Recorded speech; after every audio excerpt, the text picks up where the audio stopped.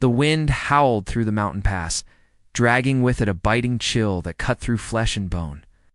On a narrow dirt path blanketed in dust, a lone man moved steadily forward, clutching a cloth-wrapped short blade in one hand.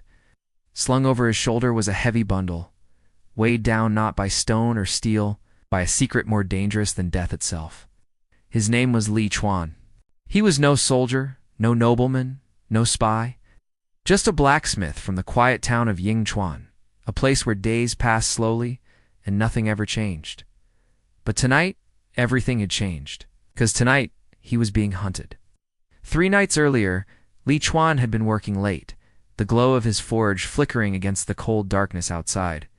That was when the man arrived, bloody, staggering, eyes wide with desperation. He collapsed at Li's feet, gasping for air, clutching something wrapped in silk. A broken sword, shoving the object into Li Chuan's hands. Keep it hidden. Do not let them find it. The traitor is already inside the forbidden city. And then the man died. Li Chuan stood frozen as the life drained from his eyes, the corpse still clutching a bronze token engraved with the mark of a dragon. An imperial crest unmistakable and forbidden to all but the inner circle of the emperor himself. The blacksmith had no time to think. He wrapped the sword and the token into cloth and ran. By dawn, his workshop had been burned to the ground.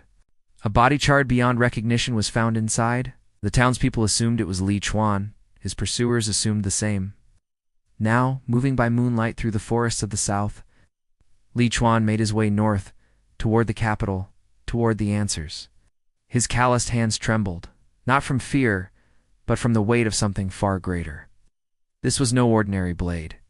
The hilt was ancient, the metal cold and dark, and when held just right under the moonlight, a faint pattern-like veins of silver lightning ran through the steel. He had tried to ignore it, tried to forget the dying man's words, but deep in his gut, Li Chuan knew this sword was part of something larger, something buried in the shadows of the empire. He stopped briefly near a stream, washing the blood from his hands, only to realize it wasn't his. The fabric of the bundle had soaked through. Somewhere inside, the sword was still bleeding. That's when he heard them. Hooves. Fast. Too fast for merchants. Too silent for soldiers. He leaped into the underbrush, heart pounding, clutching the bundle to his chest. Moments later, a dozen riders in black cloaks thundered past on horseback. At the head rode a figure in dark gold armor, face hidden behind a silk veil. The veiled rider halted, dismounted. He crouched beside the stream where Li had just stood and dipped a gloved finger into the dirt, then held it to his tongue. "He's close," the man said. "Fan out. We find him before he reaches the city." The emperor wants no loose ends. Li Chuan didn't breathe, didn't blink.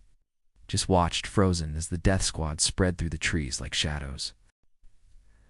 30 years ago, under the reign of Emperor Wanli, a meteorite crashed into the mountains of Shanxi province. From its fragments, a sword was forged dark as obsidian, laced with silver streaks that pulsed faintly under moonlight. It was said to contain the heaven's fury, and along its blade, carved in a forgotten tongue, was a prophecy. He who bears the blade of the sky shall end the bloodline of Zhu. The prophecy terrified the court. The Zhu dynasty had ruled for centuries, and even whispers of such words could mean death. The imperial censor who discovered the sword, Lord Yangxian, was a man of rigid loyalty. He hid the blade, buried the prophecy, and left only a token, engraved with a dragon and a fracture line, to be passed secretly through generations. That legacy now rested in the hands of a fugitive blacksmith. Li Chuan didn't know any of this. All he knew was that he was being hunted by men who killed without question, and that the object in his bag was something they would kill hundreds more to retrieve. He crouched near a low fire, deep in the woods, miles from any road. He hadn't slept in 2 days. His fingers were raw, nails blackened from climbing and crawling. He unwrapped the cloth and stared at the broken sword. Just below the hilt, the metal had split, like something forced apart from within. And inside the hollow shaft, hidden in an ancient groove, was a strip of paper rolled tight. He uncoiled it. The ink was dark, thick, and alive. The strokes danced across the silk, written in imperial script. "Moon full, 9th month, the true one shall come. Seek the dragon at Jadewater Hollow. Jadewater Hollow. Li Chuan had heard the name once, years ago, from an old soldier. It was a hidden cavern near the capital. A place said to house the emperor's earliest war plans used by Zhu. Yuan Zhanged himself during his conquest of the Yuan. Why would the sword point him there? He didn't have time to wonder. A twig snapped behind him. He rolled away just as a dagger struck the ground where his chest had been. A shadow lunged from the trees, cloaked in gray, blade flashing. Li Chuan swung the broken sword out of instinct. The tip caught the attacker's wrist, drawing blood, and he took off running, through branches, over stone, down into ravines. Behind him, the attacker gave chase. It was fast, too fast for a common assassin. Li darted across a river, scaled a slope, and then just as he reached the ridge, a second figure dropped in front of him. This one wore golden armor beneath black robes. It's the same veiled figure from before. You run well, the man said, but you carry something far too old to outrun its fate. Li raised the broken sword. His breath came in gasps. What do you want? The man didn't answer. He drew his own blade-curved saber, lined with tiger patterns, and pointed it at Li's chest. I want you to understand what you are before you die. Then he attacked. Night fell like ink over parchment as Li Chuan limped along the hidden ridgeline. Every step sent a bolt of pain through his ribs where he had slammed into the tree. Blood dried on his shirt, crusted against the cloth wrapped around what remained of the broken sword. He hadn't stopped moving since the ambush. His legs shook. His hands trembled. But something burned hotter than fear, an instinct deeper than reason. He had to reach Jadewater Hollow. Below him, far in the distance, the faint orange glow of the capital flickered like a dying ember. And somewhere in its heart, buried behind golden walls and silk curtains, was the answer to everything, the reason he was being hunted. The meaning of the dragon token, and the secret etched into a blade forged from the stars. By dawn, Li stumbled into a quiet village nestled in a bamboo valley. He kept his hood low and voice lower as he bartered for dried rice and water. But before he could leave, an old man at the tea stall tapped his shoulder. You walk like someone who carries weight not meant for your shoulders, the elder said. His voice was soft, but there was a sharpness behind it. Li froze. You speak in riddles, he muttered, only to those who already know the answer. The man sipped his tea, eyes never leaving Li's. The sword is singing again, isn't it? Li's pulse thudded in his ears. He said nothing, but his hand drifted to the bundle under his coat. I was once a keeper of the archives, the man said, before the Jin Yi Wei burned them, before the emperor silenced the last historians. He leaned forward. The prophecy they hid it wasn't about rebellion. It was about revelation. Li swallowed hard. What do you know about Jadewater Hollow? Enough to know only the condemned go there willingly. Pause. But if you're determined, the man added, you'll need to enter through the northern gorge. The southern path is watched, not by men. Before Li could ask more, the elder rose, leaving behind a folded scrap of cloth. Inside was a sketch of a mountain pass, marked in red ink. The path to the hollow. That night Li followed the map, weaving through the foothills under a cloak of clouds. The further north he went, the colder the air became. Fog rolled over the earth like ghosts, swallowing sound and shadow alike. 3 days into the mountains, he found it, Jadewater Hollow. The entrance was carved into the cliff face, ancient, weathered, and half swallowed by vines. No gate, no guards, just a stone archway marked with a single symbol, a dragon devouring its own tail. He stepped through. Darkness closed in around him. The tunnel sloped downward, slick with moisture. Faint whispers echoed from somewhere deep withinwards in no language he understood. Then came the chamber. Massive, hollow, lit by shafts of pale blue light filtering through cracks in the stone above. At the center stood an altar. Upon it, a sword. It's not his. Snow fell as Li Chuan emerged from the hollow. It hadn't been snowing when he entered, but time moved strangely inside Jadewater Hollow. The scroll now tucked tightly against his chest, radiated heat through the silk as if it pulsed with life. The masked man's final words echoed in his mind, overlapping with the growl of that creature, whatever ancient beast had stirred beneath the mountain. He had barely escaped with his life. And now he carried not just the names of traitors, but the final confession of a dying empire. The northern gorge was blocked. Jinye Wei had sealed it. Armed guards stood at every bend, wearing cloaks black as ink, their sabers curved like scythes. Li watched them from a nearby ridge, breath hidden in clouds of frost. He couldn't go back the way he came, not with the scroll. Doubled back east, deeper into the wild, using paths only hunters and ghosts remembered. 3 days later, with no food and frostbitten fingers, he reached the outskirts of a ruined monastery overlooking the imperial road. There, among shattered Buddha statues and the ashes of old prayers, he found her. Or rather, she found him. "Drop the sword," a voice said from the shadows. Li froze. A figure stood behind a broken pillar, her bow drawn, the string tight and still. She wore no armor, no uniform, only the plain clothes of a traveler, and the eyes of someone who had nothing left to lose. "I'm not here to fight," Li said slowly. "Good," she replied, "because you're not in a state to win." She stepped into the light. Her face was narrow, weathered, her hair tied back with a red silk ribbon. But what caught Li's attention was the mark on her wrist, a faded tattoo, shaped like the phoenix seal of the late Empress's personal guard. "You served in the palace," Li said. "I served her," the woman replied. "Before they murdered her. Her name was Lin Yu, once a blade dancer of the imperial inner court. She had vanished after the Empress's sudden death 7 years ago. Rumor had it she'd been executed. But here she was alive, and clearly watching the roads near the capital. "What's in the scroll?" she asked. Li hesitated. "Proof," he said, "that the traitor's not just in the palace. He is the palace." Lin didn't flinch.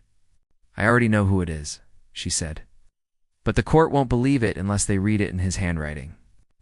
She led him into the monastery's hidden crypt, a chamber sealed beneath the floor. Inside, ancient scrolls and relics lay scattered like forgotten corpses. Lin lit a lantern and opened the bundle Li carried. Her eyes widened.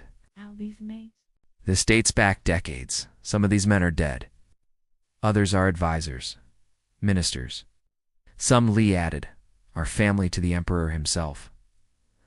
Lin closed the scroll. "Then we can't deliver this the usual way. If we go to the palace, they'll burn us before we reach the second gate." "There's another way," Li said, "through the Empress's tomb. Connects directly to the Hall of Sealed Histories." By the time Li Chuan and Lin Yu emerged from the burial tunnel, the palace was in chaos. From the vantage point behind the Hall of Sealed Histories, they could see plumes of smoke rising from the southern quarter.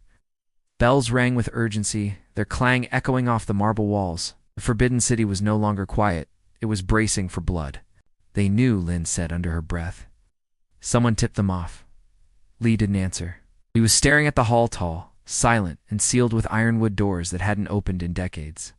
No officials entered without an imperial order. No one exited without a trace of fear. It was said the history stored there had once named kings, exposed crimes, rewritten the truths of the empire. And now, that same hall would decide whether this dynasty lived or died. Inside, the corridors were narrow, carved from black stone. Scrolls lined the walls like veins of memory. Lin led the way, past old statues of forgotten emperors, until they reached a chamber at the center of the hall. A solitary figure stood at its heart, his back to them, dressed in crimson silk. "I was wondering when you'd come," the man said calmly. He turned. It was Minister Zun, Chancellor of the Inner Court, keeper of the Imperial Seal. And for 2 decades, the Emperor's most trusted advisor. His eyes were tired, but his voice was sharp. "You've brought the scroll," he said. Li stepped forward, heart pounding. "I know what's in it. I know the names. I know who buried the sword." Zun smiled faintly. "No, you don't. You know the surface. But you have no idea how deep the rot goes." He walked toward them, slow and steady, unarmed. "This empire," Zun continued, "has survived not because of purity, but because of control. This scroll you carry would unravel every balance we've kept for 50 years. You think truth will set the people free? The truth will burn them alive." "The people deserve to know who betrayed them," Li said. How? "They already know. They just don't care anymore," Zun replied coldly. Lin drew her blade. Step aside. Zun didn't move. I protected the empire. I kept it whole. If that means blood in the shadows, then so be it. You killed the Empress, Lin said. Yes. Zun answered without flinching, because she wanted to expose it all. She thought light was enough to cleanse darkness. She was wrong. Suddenly the wall behind them exploded. A squad of Jin Yi Wei burst through, swords drawn, eyes blank beneath their masks. Li and Lin dove behind a pillar as steel clashed against stone. Lin moved like smoke cutting down two with a single sweep. Ain't Li unsheathed the broken blade? Da da da da da da da da da da da. But it still had weight. He blocked a strike, swung low, took down a third. But they were outnumbered. Then, from above came a shriek. The roof shattered. The beast from the hollow dropped into the chamber, its form now visible in full-scaled, black serpentine, its eyes glowing blue with ancient fury. The Jin Yi Wei scattered. The storm passed, but silence did not bring peace. By dawn, word of Minister Zun's death spread through the palace like wildfire. The Hall of Sealed Histories was sealed once more, this time by the Emperor's decree. The surviving Jin Yi Wei disappeared without a trace. And courtiers whispered of a curse unleashed, a fire scene dancing through stone, of a beast that spoke no words but left them trembling. Li Chuan remained in the shadows of the northern wing, guarded by Lin and a small faction of reformist eunuchs who had long distrusted Zun but lacked the evidence to stand against him. Now they had something greater than evidence, witnesses to history, and a weapon forged from it. But the Emperor had not spoken. Not once. It neither condemned nor acknowledged the scroll's revelation. Then came the summons. Li and Lin were brought before the inner sanctum, led through 7 locked doors, past the throne room, into the hall of eternal silence. Few had ever entered it and returned. At the center sat the Emperor's old, thin, dressed in plain robes. He looked not like a ruler, but a man who had survived too long. He studied Li in silence, then spoke, voice like dry wind. "You are a blacksmith," Li nodded, "and yet you brought the empire to its knees." "I only carried the truth," Li said. "It was always here." The Emperor closed his eyes. "I knew about the sword," he said. I saw it once, when I was still a prince. I heard the prophecy. I feared it. But I thought if I never touched it, it would never come." His voice faltered. "I let Zun do what he did. I let him build walls of blood around my throne, because I was too afraid of what lay outside them." Lin stepped forward. "It's not too late." The Emperor opened his eyes again. Slowly, painfully, he stood. He walked to a small altar at the back of the chamber and opened a hidden drawer. Inside was a box of red lacquer, no larger than a book. He lifted it with shaking hands and placed it before Li. "This is the original edict," he said, "written by my grandfather, sealed by dragon blood. It names the bearer of the Skyblade as heir should the Jew line fall into shadow." Li stared at the box. The air seemed to hold its breath. "You want me to rule?" he asked, disbelief raw in his voice. "No," the Emperor replied. "I want you to choose who does." Outside, the sun broke through the clouds. The first sunlight in 3 days bathed the capital in pale gold, and far below, in the city square, people began to gather not because they had been ordered, but because they had felt the shift. Something had ended. Something else had begun. 2 days later, the edict was read aloud in the Hall of Justice. Minister Zun's crimes were named. The scroll's words were engraved into stone for all to see. The Emperor, by his own will, stepped down from the dragon throne, and in his place stood a young man named Zhu Lianga, distant cousin, chosen not for blood but for clarity. Li Chuan watched from the crowd, face hidden, hands rough with scars. Weeks passed. The snow melted from the palace eaves. The scent of plum blossoms returned to the imperial gardens. And for the first time in decades, the walls of the Forbidden City stood quiet without execution lists or secret decrees. The new ruler, Zhu Liang, took the throne with no parade, no grand feast. Just a simple bow before the ancestral altar, and a vow spoken not to his courtiers, but to the people. "I will not rule from behind silk." Outside the capital, Li Chuan walked alone. He had left before the dawn of the new reign. Slipping past the final checkpoint, with nothing but a traveler's robe and a small wooden chest on his back. The scroll, the sword, the secrets, they all belonged to the past now. His footsteps took him south, toward the hills where the tea trees grew and the rivers ran unbothered by politics. At the edge of Yangchuan, the village he once called home, a young boy sat by the ashes of an old forge, poking at the stones with a stick. "Did you know the blacksmith who used to work here?" the boy asked. Li didn't answer. He only smiled and sat down beside the child. "I heard he fought a dragon," the boy continued, "and that his sword could split the sky." Li looked out at the road ahead, where sunlight danced on dust. "Maybe he did," he said softly. "But I think he just wanted to make something that wouldn't break. He never rebuilt the forge. He built a bridge instead over the creek behind his father's house. It was small, quiet, but every plank was carved with the name of someone he remembered. Not warriors, not traders, just names. People who'd passed through his life and left behind more than scars." In the capital, new laws were written. The Hall of Sealed Histories was open to the public once every month. Children studied not just victories, but the failures of rulers who came before them. And in the Hall of Swords behind glass, the two halves of the sky blade lay side by side, not as a weapon, as memory. Linyu was never seen again. Some said she sailed south to the islands.